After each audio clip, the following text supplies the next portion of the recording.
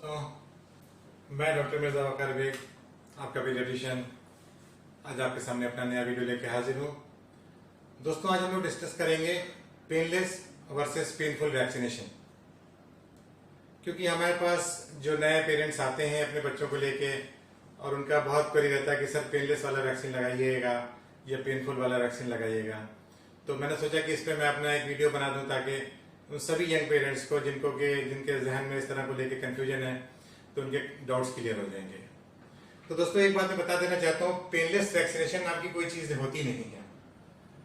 Usually 6 हफ्ते, 10 हफ्ते और 14 हफ्ते के ऊपर बच्चों को जो वैक्सीन लगाए जाते हैं उसमें कॉम्बिनेशन वैक्सीन लगती हैं, जिसमें डीपीटी, डिप्थीरिया, टेटनस और पर्टूसिस यानी कि काली खांसी के टीके लगाए जाते हैं।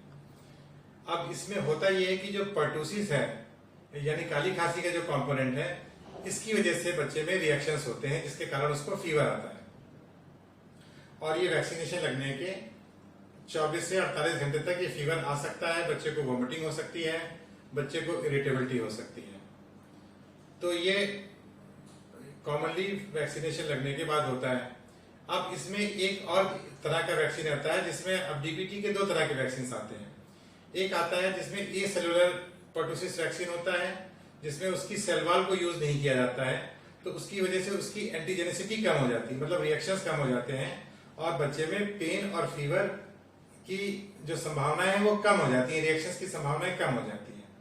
और उसके जो दूसरा वैक्सीन आता है DTWP यानी कि होलसेल वैक्सीन, उसमें होलसेल लगी होती है तो उसमें रिएक्शन ज्यादा होते हैं। तो अच्छा, बहुत से लोगों को एक कंसेप्ट होता है कि शायद वैक्सीन लगाई जाएगी तो उसको पेन बच्चे को हो गई नहीं, ये ऐसी सुई है जिसमें पेन ही नहीं होगा। तो मैं दोस्तों ये बताना चाहूंगा कि जब भी आप नीडल प्रिक करेंगे तो उसको पेन जरूर होगा और वैक्सीन लगने के बाद रिएक्शन जैसे फीवर, इरिटेबिलिटी या वॉमिटिंग वगैरह की संभावनाएं हो जाती हैं। जिन बच्चों को ए सेलुलर वैक्सीन लगता है यानी कि DTAP जिनको लगता है, उनमें ये chances of having fever and reactions are very less. और जिन बच्चों को होलसेल वैक्सीन लगता है उनमें यूजुअली ये फीचर्स ज्यादा होते हैं। बट इसमें अगर देखा जाए तो ओवर द इयर्स जो हम लोगों की प्रायोरिटी है वो होलसेल वैक्सीन की तरफ बढ़ी है, क्योंकि कहीं ना कहीं होलसेल वैक्सीन इनिशियल रिएक्शन तो ज्यादा करती है बट लास्टिंग इम्यूनिटी भी हमें प्रदान कर रही है। बच्चों को ज्यादा समय तक इम्यूनिटी रहती है, जिसमें बच्चों में अगर वो बड़े भी हो जाते हैं तो उनके अंदर ये इम्यूनिटी मौजूद रहती है। तो अब धीरे धीरे हम लोग का फोकस जो है वो पेनलेस वैक्सीनेशन या ए सेलुलर वैक्सीन जिसको आप कहते हैं उससे शिफ्ट होके होलसेल वैक्सीन या जिसमें पेन या फीवर ज्यादा होता है उस वैक्सीन की तरफ हम लोग शिफ्ट हो रहे हैं। ये यूजुअली जो बच्चा जब 1.5 महीने का हो जाएगा, 2.5 महीने का हो जाएगा और 3.5 महीने का हो जाएगा तब लगते हैं। फिर उसका 1.5 साल पे एक बूस्टर होता है और 5 साल पे एक बूस्टर होता है और फिर 10 साल पे भी जाके उसको ये वैक्सीन लगाया जाता है। तो दोस्तों, मेरा कहने का मतलब यही है कि आप लोग इसमें कंफ्यूज ना होइए। अगर आपके बच्चे को पहली होलसेल वैक्सीन के बाद कोई मेजर रिएक्शन नहीं हुआ है या उसको कभी न्यूबॉर्न पीरियड में कोई फिट्स वगैरह नहीं पड़े हैं या उसको कोई प्रोग्रेसिव न्यूरोलॉजिकल डिसऑर्डर नहीं है, तो उसके लिए होलसेल यानी कि पेनफुल वाला वैक्सीन ज्यादा इफेक्टिव और ज्यादा असरदार साबित होगा। अच्छा, इसमें यूजुअली होता है कि जो पेनलेस वैक्सीन आपके जो होते हैं वो महंगे भी ज्यादा होते हैं। यूजुअली इनका रेंज 4000 के आसपास का होता है, 3500 से लेके 4000 होता है और ये 3 वैक्सीन लगाए जाते हैं, मतलब एक महीने के इंटरवल पे 3 लगते हैं। तो अगर आप देखें तो आपका ओवरऑल पैसा भी ज्यादा खर्च हो रहा है, यानी कि तकरीबन 12,000 रुपए आपके खर्च हो रहे हैं।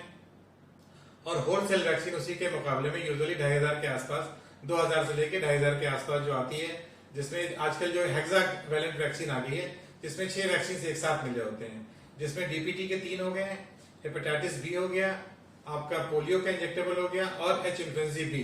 तो ये हेक्सावैलेंट वैक्सीन हम लोग लगा रहे हैं आजकल, जो कि आपको अगर आप ए सेलुलर वैक्सीन लगाते हैं जो सो कॉल्ड पेनलेस वैक्सीन आप कहते हैं तो तकरीबन 1200 रुपए का कॉस्ट करेगा। और अगर आप होलसेल वैक्सीन लगा रहे हैं जिसमें आपको फीवर की संभावनाएं हैं वो तकरीबन आपको अगर आप देखें तो 7,000-7,500 के आसपास उसकी कॉस्ट आएगी और वो आपके लिए इफेक्टिव भी ज्यादा होगा। तो दोस्तों, मैं समझता हूं कि आप लोग का डाउट क्लियर हो गया होगा। मेरे हिसाब से go for the wholesale vaccine. जब बच्चे को आप वैक्सीन लगाएंगे तो 2 दिन तक उसको फीवर की दवा यूजुअली हम लोग रिकमेंड कर देते हैं कि भाई आप ये पैरासिटामोल ड्रॉप्स हैं 10-10 ड्रॉप 6-6 घंटे पे आज और कल दे दीजिएगा। और जहां पर जो इसका वैक्सीनेशन साइट है उसकी थोड़े ठंडे पानी से या आइस क्यूब से उसकी थोड़ी सी कर दीजिएगा।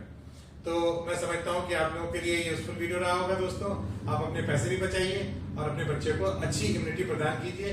बट वैक्सीनेशन सब बच्चों को लगना जरूरी है, और अगर आपके बच्चे को फिट्स पड़े हैं या उसको कोई न्यूरोलॉजिकल प्रॉब्लम है तो आप डॉक्टर से बता के उसको एसिलर वैक्सीन या कि पेनलेस वैक्सीन के ऑप्शन पे जा सकते हैं। ठीक है दोस्तों, आज के लिए मेरा वीडियो इतना ही काफी है। मैं समझता हूँ कि हम लोग अगले वीडियो में फिर मुलाकात होगी। तब तक के लिए मैं आप लोगों से यही करूंगा कि आप लोग मेरे वीडियो को ज्यादा से ज्यादा लोगों में शेयर करें, स्पेशली उन लोगों को शेयर करें जिनके अभी न्यूबॉर्न बेबी पैदा हुए हैं, ताकि वो लोग हमारे इस वीडियो से फायदा उठा सकें। और भी जनरल लोगों को शेयर कीजिए। अगर आपने मेरे चैनल को अब तक सब्सक्राइब नहीं किया है तो प्लीज मेरे चैनल को सब्सक्राइब करें, लाइक करें, शेयर करें। थैंक यू दोस्तों, अगले वीडियो में इंशाल्लाह फिर मुलाकात होगी। तब तक खुदा हाफिज, थैंक यू, बाय बाय।